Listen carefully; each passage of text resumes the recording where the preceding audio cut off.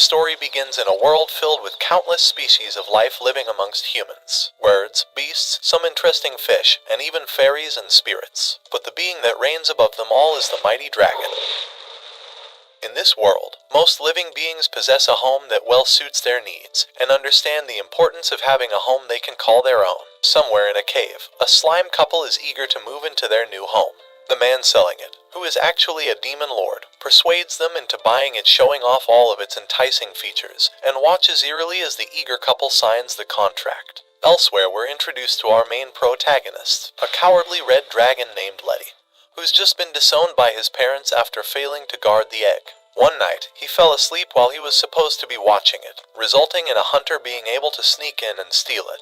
Letty was so pathetic he didn't even confront the hunter to get it back because he was afraid of getting hurt. And when his father came home, he immediately disowned him, calling him a disgrace to all dragonkind. Now, he's left to fend for himself for the first time in a world full of mysteries. But unlike other dragons, Letty is docile, weak, and overall severely lacking in his abilities. Upon looking at his ID card, he wonders how the hell he's going to survive with stats this bad. He thinks if only he had a nest he could hide in, and just then he has a eureka moment. Letty remembers the story about the 3 little trolls who were the weakest of mobs, but built an impenetrable fortress and were able to live out their days unharmed. So with that, Letty heads off alone to find his new perfect home.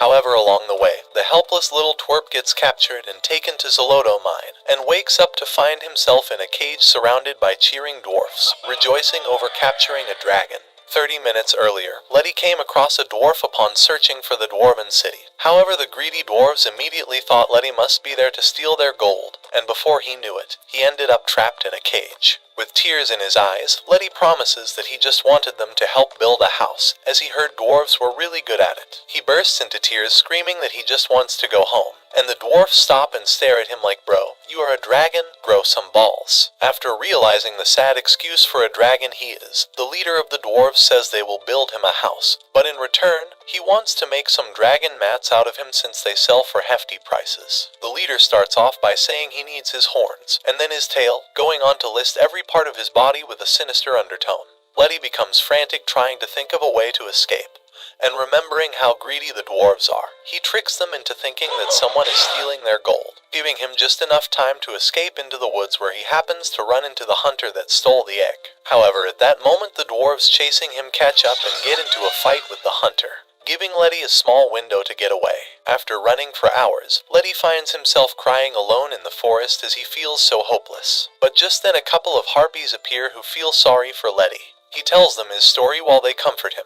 and after they offer to let him stay with them, as their nest is quite empty since the younglings left. The harpies show him the nest at the top of the tree, but Letty, being the hopeless dragon he is, can't even fly yet, so he has to climb the entire thing using his claws. After reaching the top, the harpies try teaching him how to use his wings to fly and speak words of encouragement to him. Letty jumps off and glides through the air, putting a smile on his face and making the harpies proud. All for about 3 seconds as he falls flat on his face, forgetting the most important rule, to flap his damn wings. The harpies laugh while Letty sulks in shame and embarrassment. However, they come up with an idea for him, and suggest he heads into the valley beyond, where he can find a giant oak tree inhabited by goblins that may be able to help him.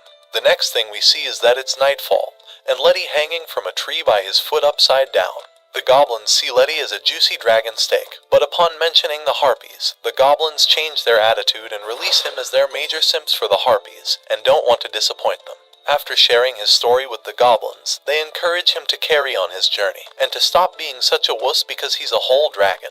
Letty carries on with his journey and ends up at a place called Saharajan, where he's offered a place in their home. However, Letty F's around and finds out he can't breathe underwater, or even swim, and so he declines the offer. Letty is then advised to head east near the Great Yggdrasil tree, where he'll find a great architect named Diria, who even helped them build Saharajan. Letty thanks him and departs, running into some gnomes along the way who point him in the right direction. After some time, Letty finally arrives at his destination. However, just then he's encountered by a team of heroes, who instantly see him as a threat since he's a dragon. Just as they draw their weapons, a mysterious being approaches holding a special book and swiftly deals with the heroes' team. After witnessing this legendary show of power, Letty faints, but after a while he regains his consciousness as he wakes up from a nightmare. Letty introduces himself to the gray-haired elf and explains that he was told there was a great architect in this area. The elf then reveals that he is who Letty has been searching for, the one and only Diria. Letty freezes up in disbelief, and then profusely begs Diria to help him find a home. As someone who has been in the real estate business for centuries, Diria tells Letty that he has 3 options. A. He can build his own home. B. Purchase an existing house. Or C. Simply rent from a property owner. Diria reveals that he's both a registered architect and a licensed real estate agent, and with so many options, Letty's brain begins to disco dance, probably thinking that Diria is Jesus' second coming. But that all comes crashing down when he hands Letty his card, and upon inspecting it, Letty sees that it says Demon Lord written on it, which Diria admits is one of his occupations as well. Diria asks Letty which path he wants to go down in regards to acquiring his new home. Letty reveals that he wants a cozy little cottage, but Diria isn't sure something like that could accommodate someone of his size. While designing the cottage, Diria informs Letty that if he lives in a house like this, then he will be as good as dead. He further tells him that heroes could just waltz right in and use a sword to isekai him straight to the pearly gates. Upon hearing this, Letty wonders how many more humans are out there cosplaying as heroes. Diria explains that whereas hunters are specialized in hunting non-humans, heroes are bloodthirsty killing machines, downright scums who rob, murder, pillage, and even assist with political coups. Sighing, Diria tells a scared Letty that it's time they start working on finding him a home. With a quick teleportation spell, Diria takes them in front of a temple. He briefs Letty on the property, revealing that it has been used by many powerful beings and contains many anti-hero countermeasures. Upon entering the temple for an inside tour, Diria warns Letty to be mindful of his steps, but Letty, being as thick-headed as a whale sandwich, walks into a trap and finds himself tumbling down. As Diria arrives on the scene, he informs Letty that they're in a subterranean dungeon equipped with anti-hero traps. Despite Letty's protests, Diria insists on giving him a full house tour, and reassures him to have no fear as resurrection spells happen to be one of his specialties. Eventually, the pair end up at a healing pool, and Letty instantly goes in for a swim. Unfortunately, there's no cure for stupidity as Letty quickly ends up drowning. After getting out, Diria tells Letty that it's time for him to return to the top floor. As Letty begins to climb back up, a group of wandering heroes spot him and try to attack. However, Diria comes to shield him, saving his bacon once again. Unable to snack on some dragon meat for their gains, the heroes angrily raise their crossbows to try and kill Diria. Without breaking a sweat, the Demon Lord quickly takes care of the heroes who are no match for him, while Letty makes it back to the top. Upon seeing Letty all worn out, Diria pets him and says that he did a good job, making Letty cry as he was never appreciated by his own father. For the next couple of days, Letty walks around like a wounded soldier. A concerned Diria asks if he's okay, but Letty assures him that his muscles have stopped cramping and wonders where their next destination lies. After a moment, Diria reveals that their next house is one heroes never go near, and if he chooses to live there, then he'll never feel lonely again. They arrive at the place and Letty looks at the house with a face of horror, but then he realizes it really is a house of horrors, named the Mansion of the Dead. Letty turns to leave, so Diria drags him by the tail, and explains that having ghosts as company is great since they will never ghost him. As Letty enters the mansion with Diria, a shiver runs down his spine. To make matters worse, Diria candidly tells Letty that multiple exorcisms in this house have failed. He then hands Letty a vacuum cleaner and informs him that since they'll be spending the night, he should use the vacuum cleaner in case of emergency. With that, the Demon Lord bids Letty sweet dreams and leaves the room. Seconds after Diria's departure, Letty encounters the kid from the Grudge movie. Scared out of his mind, Letty rushes out of the room.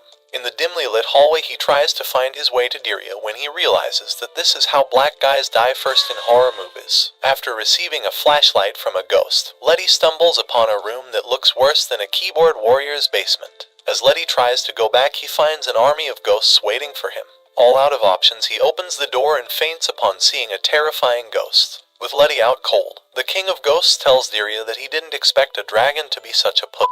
Upon meeting the ghost king named Samuel, Letty discovers that the ghosts were only attempting to say hello and welcome him. Meanwhile, Samuel reflects on the past, recalling Diria wandering alongside a dragon. Diria responds, stating that since he had a dragon for a companion in the past, perhaps this is why he has a soft spot for Letty. Gathering his wits, Letty tells Diria that he needs a home where he can relax a little easier, and understanding this, Diria promises to help Letty find a home to his liking.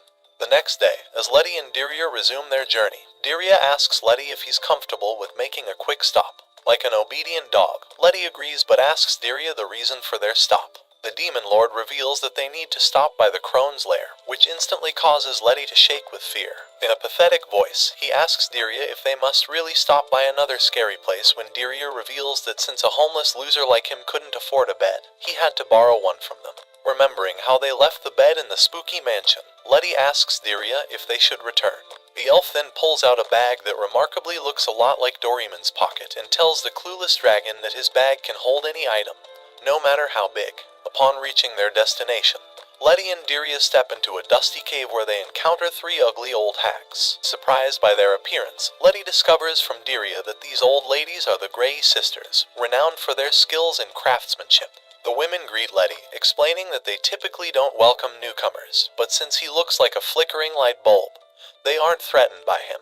The women guide Dirya and Letty through a hidden entrance, leading them into a grand room adorned with various items. Letty expresses his awe, and the sisters proudly declare that they possess everything one could desire, except for a method to transform Letty into a cool protagonist. As the curious dragon explores the showroom, Dirya shows him a door, revealing that the sisters are skilled in creating doors that are big enough to fit Americans. Observing the door, Letty realizes it lacks doorknobs. Dirya explains that the doorknobs are sold separately, and that by using different magic knobs, he will be able to travel to various locations. Thrilled at the idea of traveling without walking, Letty inserts a doorknob. However, he becomes anxious as the door opens to the city of dwarfs, who are all quite upset at the prospect of not having dragon soup. Noticing Letty's terrified expression, the sisters draw his attention to a door named the Gate of the Gallant Lady. As Letty gazes at the beautiful lady painted on the door, his heart begins to breakdance. Suddenly, the gallant lady speaks to him, startling Letty. Dirya explains that if Letty uses the magic word, the gallant lady will help him teleport anywhere in the world.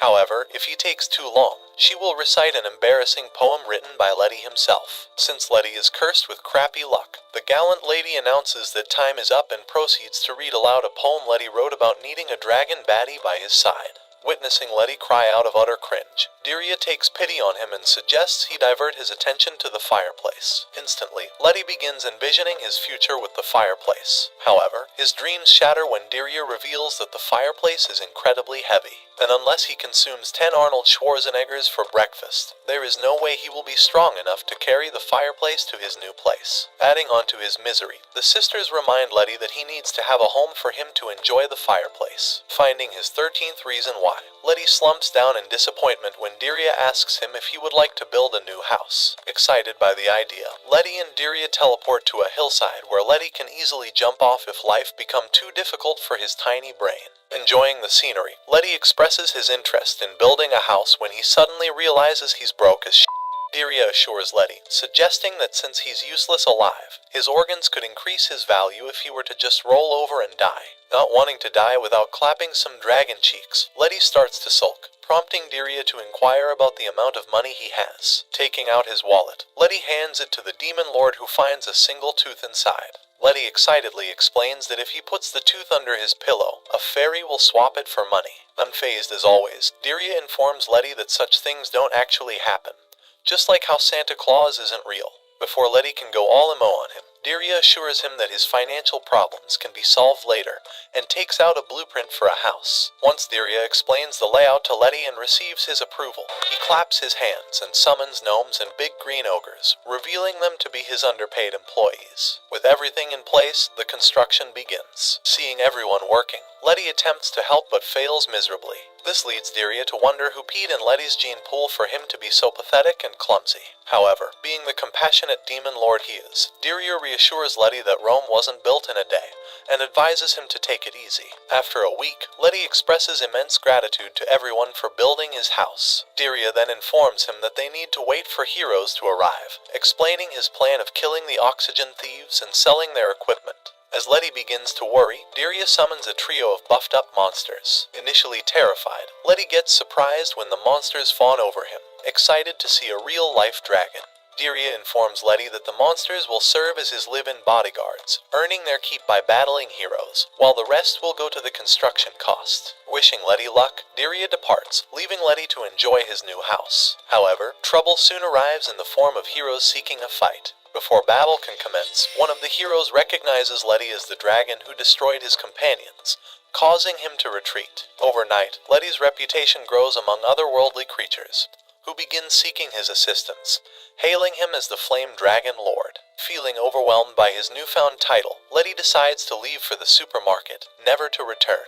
As he prepares to depart, he encounters Diri, who questions why he's abandoning his house. Letty shares his story, explaining how his home has become a prime target for heroes seeking to explore and loot. He expresses his desire for peace and quiet. Moved by Letty's troubles, Diri pledges to help him find the perfect home. Finding himself amidst the icy plains of the Alps, Letty comes to understand why many homeless people end up as fentanyl users. He notices Diri covered in warm clothing and complains about feeling cold. Not wanting Peta to sue him for animal endangerment, the Demon Lord assures Letty that he has prepared winter clothing for him as well. Taking out his Doraemon pocket, Diri gives Letty an outfit that transforms him into a big Machai ball. After being dressed right, Letty's brain starts to unclog. He asks Diri why they're out in the middle of a big field of snow. The Demon Lord reminds him of his wish to live a secluded life, away from heroes and hunters, so what better place than the North Pole?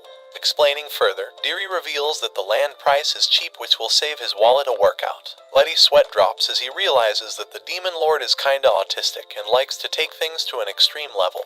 Wrapping up the conversation, Diri shows Letty a low-budget documentary on the life of a Yeti and their habitat. After watching the film, Diri tells Letty that if he wants a home, he needs to start hoeing hard. Confused, Letty asks if he has to work by himself. The Demon Lord reveals that since igloos do not require construction cost, he can start working himself. With Diri's guidance and Letty's hard work, they manage to construct a modest igloo for Letty. Afterwards, Diri warns Letty that the toughest aspect of living in isolation is survival. He instructs Letty to channel his inner Bear Grylls and give it his all for the next 3 days. Letty feels his heart drop as he senses the start of a new character development arc. Before he can whine further, Diri shows him the peace sign and teleports the hell out. Alone and cold, Letty tries to find food for himself. Upon noticing a group of reindeers, Letty tries to unleash his inner predator, but ends up becoming a prey himself. After multiple useless attempts, Letty decides that it's a good time to start dieting. However, another problem arises when Letty finds himself completely lost. As panic starts to settle in, Letty finds a big white Yeti behind him. Frightened, Letty wonders why a buffed-up monster is behind him when he's not even stuck in the washing machine. However, he quickly realizes that the monster means no harm as he invites Letty to his igloo. Upon entering, Letty finds Diria preparing dinner. However, before Letty can settle in, he notices that Diri has discarded his shirt, and the Yeti has also disrobed. To Letty's surprise, he then sees dwarfs and heroes, all completely naked, inside the igloo. Fearing that his meal would involve salty baby gravy of different kinds, Letty starts to panic. He then opens his eyes and realizes that it was all a freaky wet dream. As Letty resumes his search for food, he comes across a stranded egg. His mind begins to entertain thoughts of various dishes he could create with it, but he quickly shakes off the idea, recalling how his unfortunate journey started when a wet wipe stole his own egg. Turning away to continue his search for home, Letty suddenly realizes that the ice beneath him has cracked, and he is now drifting away from the land. While Letty shows mercy towards the helpless egg, not all beings are as kind-hearted. Soon, Letty finds himself confronted by a massive whale that swallows him whole in a matter of seconds. Regaining consciousness, Letty finds an ashy man hovering over him. After collecting his thoughts, Letty discovers that the man's name is Davy Jones. As Letty realizes that he's deep inside a whale, pun not intended, he begins to panic. Seeing Letty in distress, Davy consoles him and reveals a comfortable room inside the whale's stomach. He explains that since the whale swallows multiple Titanics here and there, he has a collection of items such as gems, eating utensils, cooking ingredients, and tea. Amazed by all the items, Letty decides to explore the whale house further. As he tours the laundry room, cooking area, and bathroom, Letty becomes increasingly impressed. Eventually, he agrees to stay with Davy for a while, appreciating the comfort and security provided within the whale's belly. After a good night's sleep, Letty discovers Davy sharpening his knife. A chill runs down his spine as he wonders if Davy is planning to eat him raw. Just then, Davy happily greets him, revealing that he's cooking breakfast for them. Realizing that he should watch less of those serial killer documentaries, Letty excuses himself to use the restroom. After breakfast, Letty informs Davy that he needs to leave, mentioning that someone is waiting for him. Understanding the urgency, Davy assists Letty in finding a way out. Taking quick action, they toss a barrel of pepper spray under the whale's nostrils, causing the whale to sneeze violently, which allows Letty to ride the momentum and escape from the whale's belly unharmed. Upon landing on a floating piece of ice, Letty encounters a seal. He attempts to tap into his animal instincts to hunt and feast on the seal, but fails miserably when the seal gives him a pleading look with its big puppy dog eyes. As Letty cries in frustration, the seal transforms into Diria, who reveals that this was all a test to see if he's fit to survive in the North Pole.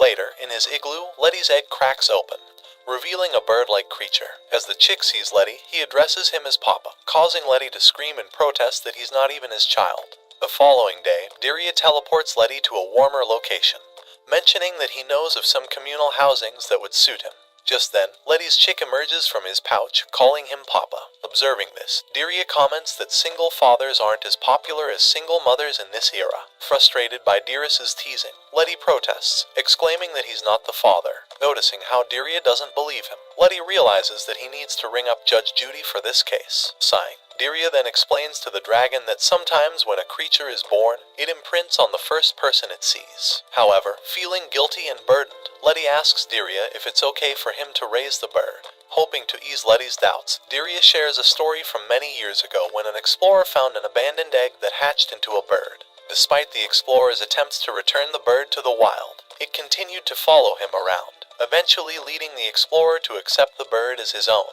However, the story doesn't end there. After the explorer passes away, the bird, unable to comprehend the concept of death, refuses to carry on with its life. Many have said that the bird is still living alongside the explorer's corpse to this day. Hearing the scary story, Letty wets himself in fear. Diria further informs Letty that his chick belongs to a bird family which lives along rivers in the northern mountain region.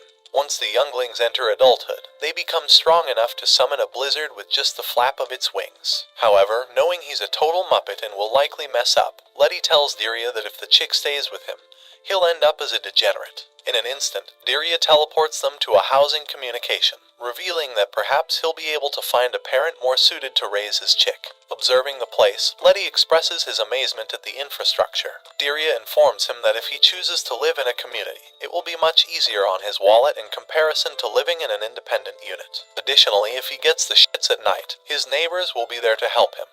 Before Letty can allow himself to dream, Diria quickly tells him that most of the houses aren't built for those with daddy long legs. Curious, Letty asks the demon lord why is that so. Diria reveals that since larger animals need more space to function, they rarely live in communal housings, so naturally, there's less demand. Their conversation is cut short by a group of wild heroes running after a couple of monsters. Letty asks Diria if they should intervene, but a gigantic monster bird appears and squishes the pesky intruders. Diria informs Letty that in such societies, the landlords take care of their tenants. After learning that the weaker tenants are protected by the strong landlords, Letty relaxes and promises the baby chick that he'll find him the best parents in the world, which, as we know, do not exist. With a new goal in mind, Letty follows Diria to an apartment owned by a pair of conjoined orthros. Letty curiously asks Diria if the pair is married. Diria reveals that they're actually siblings who failed to find love, so they ended up pretending to be married to each other. Realizing that this is an extreme case of Sweet Home Alabama, Letty shudders in horror. He then expresses to the two-headed creature his desire for a forever home for the young chick, but the orthros inform him that they can't adopt a baby due to noise restrictions. Assuring the orthros, Letty reveals that since the chick is young, he won't make much noise. However, on cue, the chick lets out a blood-curdling scream, causing a disaster. After quickly exiting the apartment, Letty and Diria approach many different creatures, but all in vain. While taking a quick breather, Diria asks Letty that he should just take care of the bird, but Letty shakes his head, revealing that the chick wouldn't want someone as pathetic and weak as him. Diria agrees with him, but tells Letty that everyone with crappy parents have ended up becoming great comedians, so it'll be a win-win situation. Their conversation abruptly ends when a monster bear and its cubs arrive. Diria excuses himself and goes to chat with the bear, leaving Letty with the cubs. The cubs greet Letty warmly, mentioning that everyone has been talking about him and his chick. Suddenly, an ugly monster appears and demands that Letty hand over the chick. Letty's fatherly instincts kick in, as he attempts to protect both the chick and the bear cubs. Once Diria returns and informs the wicked monster that the dragon he's facing is known as the Flame Dragon Lord, the monster quickly retreats. Later, the demon lord commends Letty for being a good father and protecting the younglings. Overwhelmed with emotions, Letty decides to keep the chick and names it Pip. Having been traveling for so long, Letty cries to the demon lord how he has used up all the money he made by selling his pictures on Only Dragons. Like always, Diria remains cool as a cucumber and tells Letty that they will spend the day making some money. Curious about his job prospects, Letty asks Diria how he can offer his services. In response, the demon lord reveals that dragons have always been popular in the black market. However, not wanting to resort to selling his organs to pay for Pip's college tuition, Letty nervously asks Diria if there's anything he can do while still alive. Without wasting more breath on the stupid dragon, Diria teleports them to a trade market. Upon seeing the marketplace bustling with humans, Letty instinctively seeks a hiding place.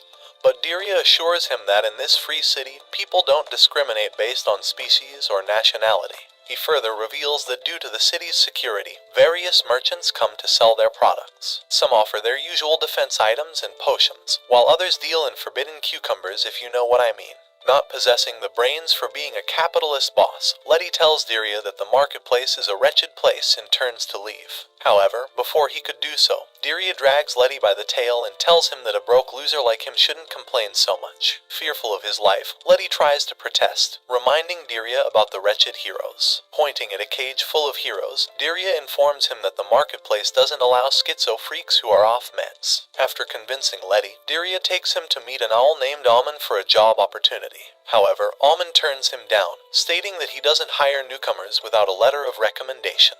Just as they turn to leave, Pip communicates something to Alman in bird language, which changes his mind. Alman informs Letty that Pip has put in a good word for him, so now he has to hire him. As his first job, Letty is assigned to cut blocks from trees and rocks. Wondering why someone would want blocks, Letty turns to the all-wise demon lord who reveals that many adventurers enjoy building homes or tools out of blocks of materials. After understanding everything, Letty gets to work, and after a full day of toiling away, he receives a single coin. Like a shrewd capitalist, Alman tells an upset Letty that if he wants to make more, then he needs to work faster and better. As Letty sobs about being unable to feed Pip, Alman takes pity on him and assigns Letty as a hotel receptionist. However, right on his first day, Letty scares away almost every customer. In the end, Letty returns to Alman, crying for a different job. After being told by Alman how he's a pain in the rear end, Diria steps up and tells Letty that he should find a job that only he can do. Following the demon lord, Letty curiously asks him what he has in mind. Diria then reveals that Letty can offer proxy services. Understanding the task, Letty meets up with his first client, Robert, an apprentice mage. Being a die-hard furry, Robert's eyes start to sparkle upon seeing a dragon in front of him. After calming his excited danger noodle, Robert reveals his business. He tells Letty that he wants him to pretend like he summoned him. Once Letty agrees, Robert calls his friends to flex on them. However, when Letty appears, his friends remain unmoved. Sensing trouble, Pip yells with all his might, causing the mages to fall in terror. Confused by Pip's behavior, Letty learns from Diria that his baby bird just wanted to help his father. After receiving money, Letty tends to his next client while Diria looks after Pip. It is then a fatherless woman named Lilith approaches the demon lord in an attempt to rid him. She tells Diria that when she heard about a peculiar duo of an elf and a dragon, she knew it was him. Being an alpha male, Diria coolly reveals that he's house hunting with his dragon friend. This makes Lilith more desperate for Diria's white sauce, as she recalls an old memory of when he initially became the demon lord. As it turns out, Diria was selected as a demon lord through a lottery machine. However, having no interest in ruling over ugly abominations, Diria tries to reject the title. This surprises Lilith, who was once a young fortune teller. Curiously, she asks Diria what he wants and learns that the elf is just interested in reading encyclopedias about stupid animals. As Diria turns to leave, he's forcefully brought by the Dark Lord Agency to the Demon Lord's tower for his inauguration. However, instead of sitting still, Diria escapes, causing Godfrey, the Grand Chamberlain, and his goons to search for him all across the palace. Every time they try to reach Diria, the elf unknowingly activates an anti-intruder spell, causing Godfrey and his men to suffer greatly. In the end, the agency allows him to leave. In present time, Lilith realizes that it'll take another 100 years for Diria to commit to her, so she ends up leaving. Meanwhile, Letty earns his keep for the day and heads to wash up when a man approaches him.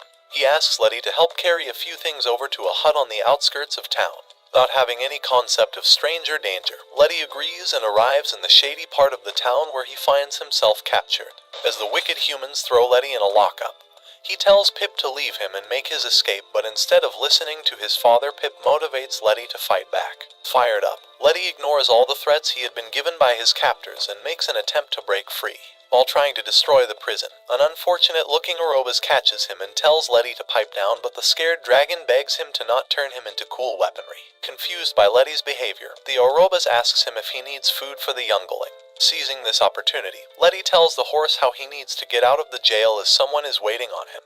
The Orobas smoothly opens the door, revealing that it had been unlocked the whole time. He tells Letty that if he wants to leave so badly, he can. However, before going, he should meet the others. This scares Letty, who wonders if on the other side of the door, an oiled-up big black wolf is waiting to pounce and ravish his rear end. As the Orobas opens the door to another cell, Letty discovers a bunch of unimpressive criminals and relaxes. Upon being introduced to everyone, Letty learns that the Orobas is known as Steve. During his conversation with the Orobas, Letty gets to know that they are all captives. He asks Steve if he has ever tried to leave. The Orobas discloses to him that the dungeon is part of a fighting arena which has its own perks. Unconvinced, Letty tries to tell Steve that they might run into some sort of problem later, but Steve scoffs and shows Letty a jacuzzi. After all, who needs freedom when you can have a jacuzzi? After that, he takes Letty to a gym room, revealing that he will never have to worry about becoming a fat loser like him since he can work out anytime he wants to. And for entertainment, they have a top-class theater. Upon touring the dungeon, Letty realizes that these ugly side characters are living a better life compared to him. Shaking away the negative thoughts, Letty reminds himself that the anime is still named after him. The ringing of a bell catches everyone's attention as a jailer orders Letty to get ready for his fight with the undead skeletons. Before having a chance to bombard Steve with questions, Letty is brought to an arena where an announcer energetically greets the audience and reveals that for today's show, the army of the undead will face a dragon.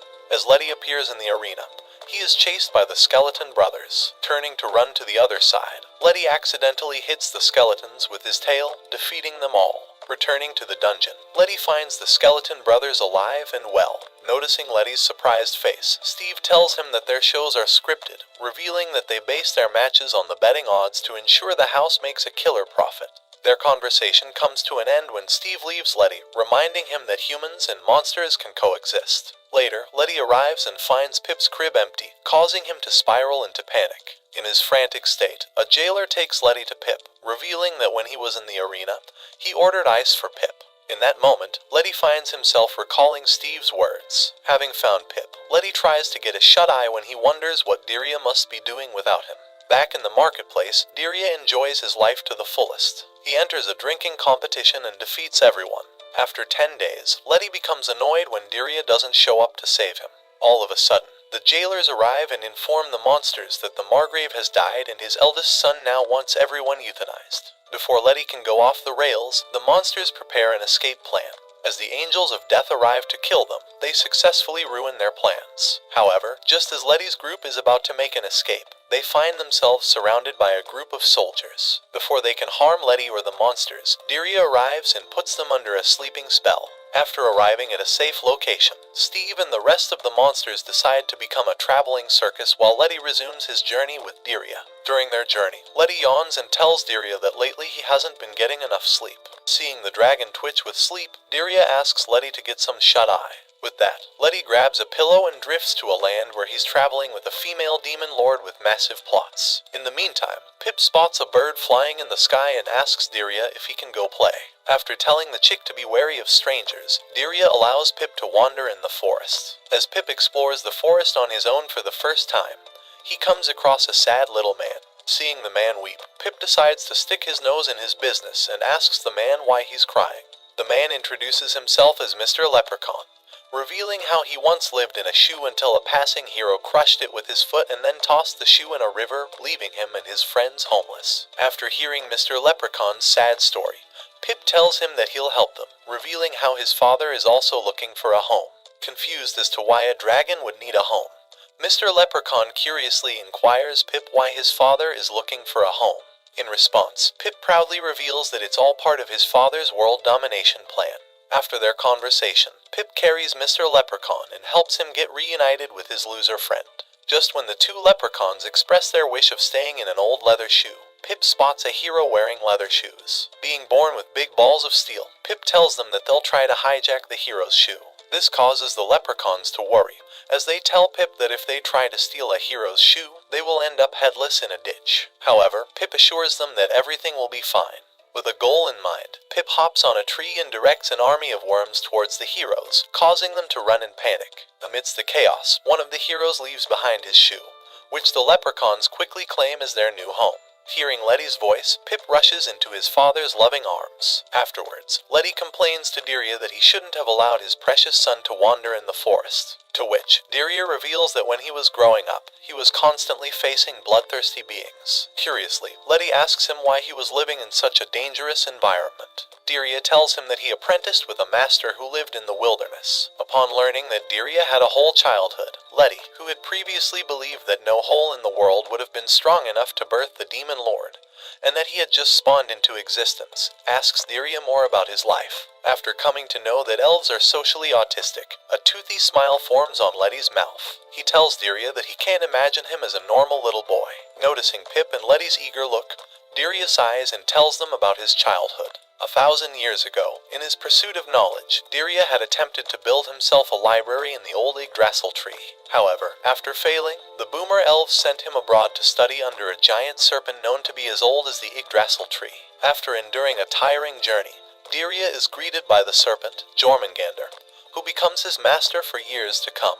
However, Dirya constantly faces the problem of having his house wrecked by the unsuspecting serpent. This prompts Dirya to develop an interest in building houses. With the Grey sisters lending him materials, Dirya is eventually able to construct a perfect house after several failed attempts. After leaving his master's protective care, Dirya goes on to becoming the Demon Lord and encounters a black dragon with a negative IQ named Varney. Stunned to see the mighty black dragon stutter like a socially awkward wanker, Dirya tells Varney to relax, which only escalates his anxiety. After calming down, Varney observes the elf and wonders if the trap-like man is truly the Demon Lord. Meanwhile, Dirya tries to escape by telling Varney that he's not the Demon Lord, but Varney refuses to give up and tells Dirya that he desperately needs help. As Dirya observes Varney's appearance, he realizes that he is the same black dragon that the heroes have placed a bounty on. After boasting about his own abilities, Varney begs Dirya to help him find a property, but the Demon Lord suggests he consider talking to a real estate agent, unlike himself. This infuriates Varney, who scowls at Dirya and accuses him of rudely dismissing him despite his polite approach. Unbothered by Varney's attempt to intimidate him, Dirya tells him that this isn't the way to ask for help. Varney then changes his approach and rolls on the ground, begging for help. Seeing a mighty creature like him embarrass his kind, Dirya gets second-hand embarrassment when Jormungandr spawns out of nowhere. She urges Dirya to help Varney, stating that he came all the way to specifically request his assistance. And so to further the plot, Dirya reluctantly agrees to help Varney. Arriving at the Kur's Fortress, also known as the Hero Guild Fortress, Dirya asks why Varney needs a property there. Varney reveals that since he can't spawn a house out of his rear end like a true demon lord, they'll just have to hijack some pathetic human's property. Displeased by the idea, Dirya turns to leave when Varney cleverly tells him that he'll inform their teacher about his refusal to help. In the end, Dirya reluctantly submits to Varney's plan and enters the guild in FBI style. As the crowd frantically tries to escape, Varney announces that he may be a scoundrel, but he has morals. He asks all the pretty ladies to leave so he can rid the world of ugly girls with huge backs and men with receding hairlines. After his declaration, Varney unleashes his flames, burning the aesthetically unpleasing individuals present in front of him. However, determined to salvage their reputation, the heroes try to fight back. Dirya steps in and uses his magic to disarm them, prompting Varney to cheer for him. He proudly reveals to everyone that he's the big bad Demon Lord. This terrifies all the heroes, as the Demon Lord had just become a legend of the past. After taking care of the pesky humans, Dirya turns to leave. He tells Varney that since he'll be making the fortress his home, his job is done. But on that note, Varney cheerfully reveals how he wants to check out a property on the beach. Frustrated by Varney's antics and constant disrespect, Dirya tells him that he despises creatures like him, but Varney retorts back, telling Dirya to save the yapping for his blue-haired therapist. After arguing like two married couples, Dirya advises Varney that they should simply build a house that is dragon-friendly. Convinced by the idea, Varney curiously asks him what he has in mind. The Demon Lord reveals that he'll get some materials from his friends and then have him jump on them to see if they can withstand his weight. However, Varney tells Dirya that they shouldn't bother his friends when they can simply use the NPCs. Having said enough, Varney and Dirya embark on an adventure, breaking multiple fortresses to test if they can endure a dragon's might. After conducting extensive research, Dirya reveals that it is impossible for a dragon to live in a place built for humans. Concluding, Dirya suggests to Varney that they should pay the dwarves to build a huge mansion for him. However, Varney reminds him that there's a slight hiccup in his plan, as dwarves are known to loathe dragons. Their conversation is cut short when Varney impulsively attacks another fortress for no reason whatsoever. However, this time, Dirya refuses to help him out, which upsets Varney. As he tries to verbally assault the Demon Lord, Dirya retorts back, calling him a homeless loser. During their roast session, a couple of humans lose their lives, but that's okay as Dirya learns from Varney that it's their job as the top GS to protect the monsters from bloodthirsty heroes. After calming his anger towards Varney, Dirya asks him why he wants a house. The dragon reveals that he's getting older and hasn't yet clapped a female dragon. If only he had a house of his own, then he would be happily settled with a family of his own. As Dirya realizes that Varney wants him to help those inferior to him in terms of strength, he laughs and promises the dragon to do his best. Relieved by this, Varney flies away, in hopes of finding a home to rest. In the present, Dirya finds both Pip and Letty exhausted and tells them that he will recap another 100 years of his life in another video. As Dirya's misfortune would have it, Hunter Huey stumbles upon his footprint, and makes it his life mission to hunt him down. He recalls how a few months prior, he had just finished a job which involved stealing a dragon's egg and was camped outside by the Zarada mines when he first encountered the red dragon. Seeing the dragon act like a complete soy boy, Huey comes to the conclusion that he must be a new species of the red dragon. With Letty being unable to fight or fly, Huey excitedly tells Albert, his partner in crime, that they'll have his hide the next time they spot him. After that, the two hunters devote their lives to finding Letty. They arrive at the Temple of Fall in hopes of catching Letty, but discover that the dragon had already left. This upsets Albert, who tells Huey that they should just rob the temple, but Huey reminds him that they're scums with morals. They can only steal when a job requires it. Seeing the footprints leading to the Forest of the Dead, Huey becomes frightened, but Albert reassures him that all the ghost stories about the forest are as fake as the love of an Instagram influencer for a middle-aged man with a yacht. However, the thought of entering a dead forest doesn't sit right with the hunter, and so they end up finding a different route which leads them to the house on the hills. While observing the house, Huey wonders if a dragon truly lives in such a civilized fashion. This upsets Albert, who tells Huey not to make racist stereotypes. He reminds him that the Grey sisters gave them the map, stating that they will find the dragon using it. As Huey prepares himself for the invasion, he is reminded of his morals. He tells Albert that he can only invade two things, his mom and a lair. After hearing that terrible mom joke, Albert decides to take a breather and asks Huey to join him. As they relax, they spot heroes entering the house with ease. Intrigued, the hunters peep in and witness the heroes being attacked by monsters. The monsters reveal that their boss, the Flame Dragon Lord, is currently busy with his world domination plan. After hearing the tale of the Red Dragon's might, Huey and Albert rush to the nearest guild. They warn the adventurers about the Flame Dragon Lord and his wicked plan of world domination, causing them all to panic. And so, the rumors of Letty being a dragon Chad spread like wildfire. The next day, Huey and Albert wait to ambush Letty when they discover him breathing fire upon a group of bandits. Terrified, the two hunters decide to retreat and hunt the dragon another time. In reality, it had been the Demon Lord's magic that had toasted the bandits. After eliminating their enemies, Letty and Dirya search through their goods when they come across a tied-up human girl in one of the boxes. As the girl stirs awake, she accuses Letty and Dirya of kidnapping her, revealing that she's the daughter of a man with an exceptionally long name. Stepping in, Diria assures Nell that Letty wouldn't kidnap an ugly girl like her. Trusting Diria's words, Nell confides in him that she has run away from home and seeks a place to lay low from those pursuing her. As Diria teleports them to a cave, Nell expresses her desire for a bath. Diria attempts to fulfill Nell's wish but fails. In the end, Letty boils water for Nell to bathe in. With her nerves soothed, Nell reveals that she ran from home because her father ate her cupcake without asking her. Suddenly, a group of heroes arrive, accusing Letty of kidnapping the princess. Before they can apprehend Letty, Diria arrives and deals with them. Later, Letty invites Nell to travel with them until she feels ready to return home.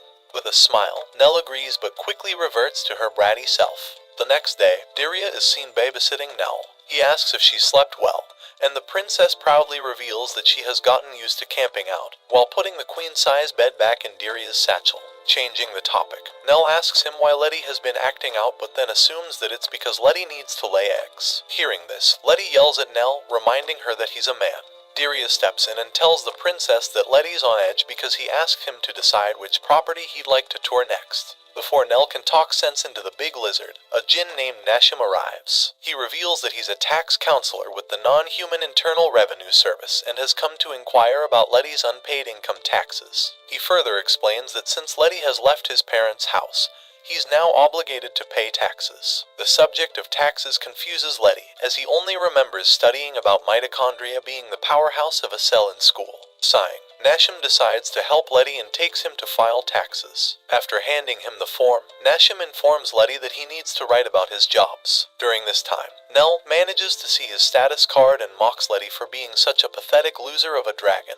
Returning with his form, Nashim tells Letty that he's eligible to apply for a child allowance. After discussing everything, Letty turns to leave when Diria and Nashim talk about different kinds of taxes that Letty needs to pay. In that moment, Letty realizes that he can hear Diria and Nashim speak but can't comprehend a single thing that they have said in the past minute. After waking up from his mini coma, Letty is informed by Nell that she and Pip went ahead and picked a property for him to tour. Diria joins their conversation and reveals that the property is located in the royal city. Realizing they're completely doomed now, Nell and Letty anxiously make their way through the sewers. As they arrive at the underground dungeon, Nell realizes it's the same dungeon that's used for training heroes. This surprises Letty, but Diria catches on quickly. He explains that since monsters are known to live in dungeons, the king decided to build a training compound for the heroes to practice with real-life monsters. To conclude, Diria tells Letty that if he chooses to live in this dungeon, he would become a public servant, but Letty realizes on his own that he wouldn't live long to see another day if he stays here.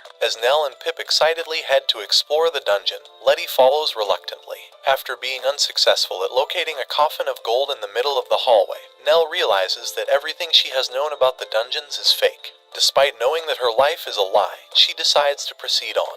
Along the way, the gang encounters many monsters until they finally arrive at the front of the boss area. However, when Letty is unable to open the door, Diria reveals that they'll need necessary items to proceed. Hearing this, Letty senses that the dungeon looks awfully familiar. Diria informs him that the dungeon was crafted by the man who created the Temple of Fall. Unimpressed by the information, Letty, Nell, and Pip locate the key to open the door, but then suddenly, the ceiling starts to close down on them.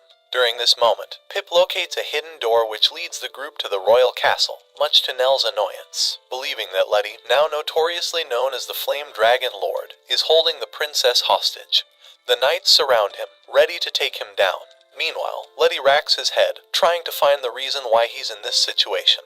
Diria quickly helps him recap, revealing that after he entered the castle, he ran into a group of heroes whom he took care of with his magic. However, the humans interpreted this situation as the flame dragon attempting to hijack the castle, which led to their current predicament. As Letty wonders if the situation could get any worse, Diria reveals that the king believes he has kidnapped Nell. Hearing this, Letty asks Nell to clear out the misunderstanding, but the brat shuts him down by saying that she will not be talking to her father until he apologizes to her for eating her cupcake. Sighing, he turns to Diria and asks him to just teleport them out, but the demon lord reveals that they can't do that as the castle is warded against teleportation magic. Being the only one with brains, Diria announces that they will be building their own line of defense. He sends Pip to eliminate the guards through his deathly scream while they seal off all the outer gates. With all the important access points under their control, Nell and Pip begin to celebrate. Meanwhile, Dirya announces the next phase of their plan is taking countermeasures. However, before Nell can join Dirya, Letty tells her to stay back, reminding her that they'll be fighting against her dad after all.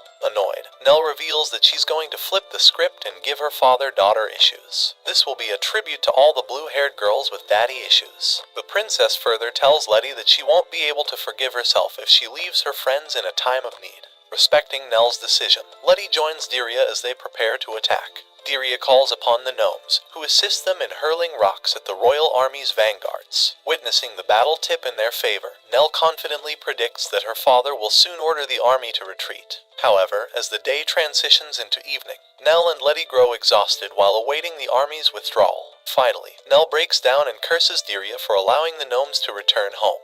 Dirya defends his actions, emphasizing his commitment to treating his employees with respect. Seeking a new strategy, Dirya decides to use the portcullis to trap the soldiers. Unfortunately, their plan falters when the soldiers begin scaling the walls. With no way out, the king appeals to the flame dragon, urging him to return his daughter unharmed. Witnessing Nell's tears prompts Letty to realize that it's time for the father and daughter to reconcile. With Dirya's assistance, Letty lures the king into a room where he finds Nell and embraces her. In the meantime, Letty tells Dirya how he has finally realized that his father kicked him out for his own betterment. This makes Dirya smile proudly. After reconciling with his daughter, the king recognizes Letty as the true victim in the situation and apologizes to him. He asks Letty if he wants a place in the dungeon, but Letty hesitantly tells him that he'd like to look for another place after all the fiasco. Understanding the gravity of the situation, the king offers Letty some fairy dust, enabling him to fly. Meanwhile, Nell presents Letty with a fragment of a fairy stone,